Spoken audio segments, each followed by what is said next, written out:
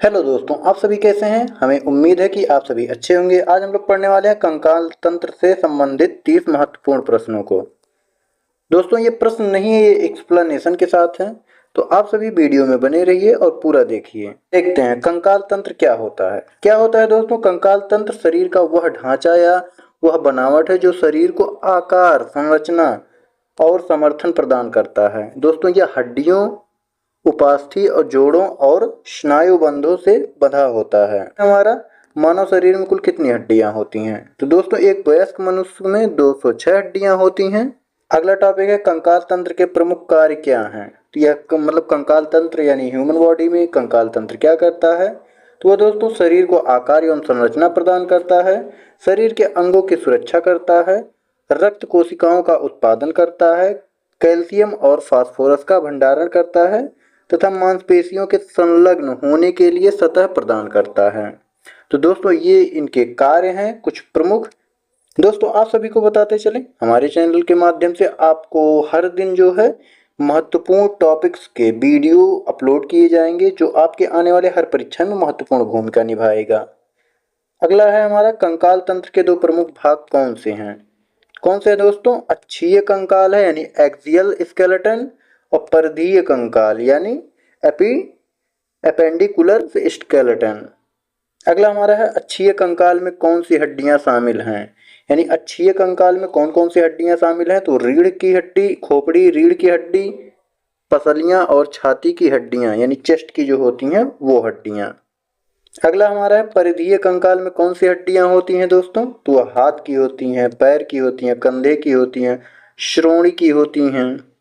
अगला हमारा है उपास्थि क्या है और इसके कार्य क्या हैं। यानी उपास्थि क्या होती हैं और इसके कार्य कौन कौन से होते हैं दोस्तों। दोस्तों, उपास्थि एक लचीला रबर जैसा ऊतक है जो हड्डियों के बीच घर्षण को कम करता है। यानी इसका कार्य क्या है? हड्डियों के बीच घर्षण को कम करना और सदमे को अवशोषित करना। जैसे हमारे कान की हड्डियां। जोड़ क्या होते हैं? यानी जॉइंट जो होते हैं दोस्तों, क्या जॉइंट क्या होते हैं? जोड़ दो या दो से अधिक हड्डियों के बीच संपर्क बिंदु यानी जहां जुड़ता है उसी को जोड़ कहते हैं। अगला प्रश्न है हमारा स्नायुबंध क्या है। स्नायुबंध क्या होता है दोस्तों? हड्डियों को एक साथ जोड़ने वाले कठोर व रेशेदार ऊतक है जिसे स्नायुबंध कहते हैं। अगला हमारा है मांसपेशियां कंकाल तंत्र के साथ कैसे काम करती हैं। यानी मांसपेशियां कंकाल के साथ किस प्रकार से सामंजस्य बना के कार्य करती हैं दोस्तों। तो मांसपेशियां हड्डियों से जुड़ी होती हैं और संकुचन और प्रसरण के माध्यम से शरीर को गति प्रदान करती हैं। जैसे एक धावक दौड़ता है तो उसमें भी मांसपेशियां ही कार्य करती हैं। अगला हमारा है ऑस्टियोपोरोसिस क्या है। ऑस्टियोपोरोसिस एक ऐसी स्थिति है जिसमें हड्डियां कमजोर और भंगुर हो जाती हैं। आप सभी ने पढ़ा होगा, देखा होगा, कुछ लोगों की हड्डियां कमजोर हो जाती हैं, वो चल फिर नहीं पाते। वो किसके कारण होता है? ऑस्टियोपोरोसिस के कारण। अगला प्रश्न है रिकेट्स क्या है। रिकेट्स एक ऐसी बीमारी है जो बच्चों में विकसित होती है, यानी अमूमन बच्चों में होती है। जब उनके शरीर को पर्याप्त मात्रा में विटामिन डी नहीं मिलता है तो यह रिकेट्स नामक रोग हो जाता है। अगला हमारा प्रश्न है हड्डियों का मुख्य घटक क्या है। तो दोस्तों, हड्डियों का मुख्य घटक मतलब क्या हड्डियों में सबसे ज्यादा होता है। तो कैल्शियम होता है, फास्फोरस, ये दोनों होते हैं। यानी कैल्शियम और फास्फोरस जो है हड्डियों के मुख्य घटक होते हैं। अगला हमारा है खोपड़ी की सबसे बड़ी हड्डी कौन सी होती है। तो यह लगभग हर कोई जानता होगा। तो वह फ्रंटल हड्डी खोपड़ी की सबसे बड़ी हड्डी होती है। रीढ़ की हड्डी में कितने कशेरु का होते हैं दोस्तों? कितने होते हैं? रीढ़ की हड्डी में टोटल 33 कशेरु का होते हैं दोस्तों।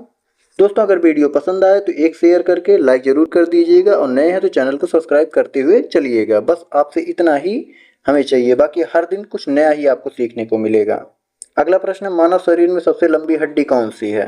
तो वह लगभग हर कोई जानता होगा दोस्तों, जांघ की हड्डी यानी जिसे फीमर कहते हैं।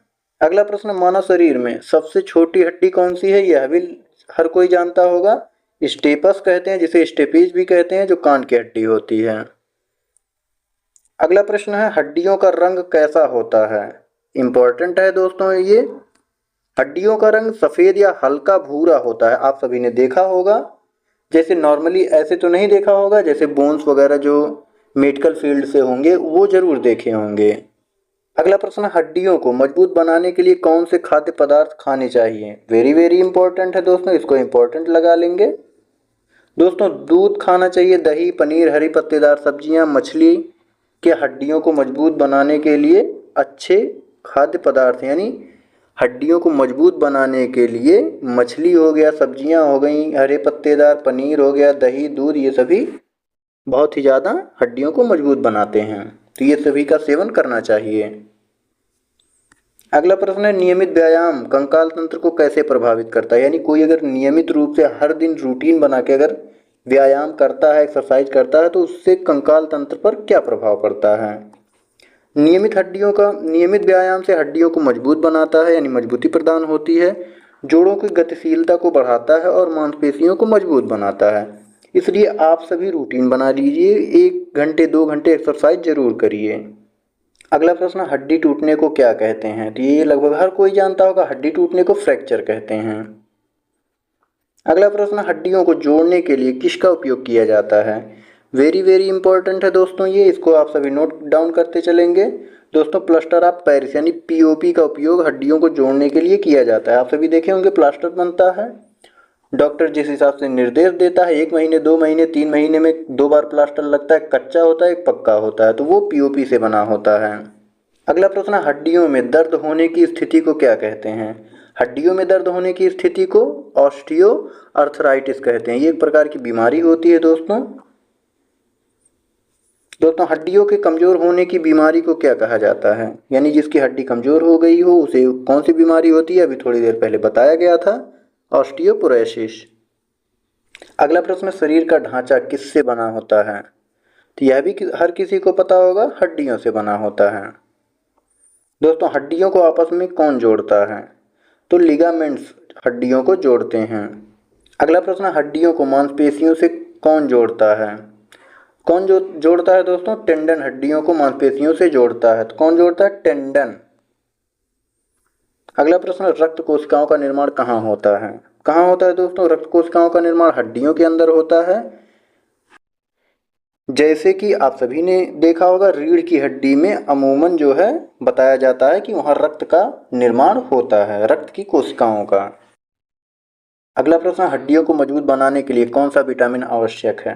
तो दोस्तों हड्डियों को मजबूत बनाने के लिए विटामिन डी आवश्यक होता है।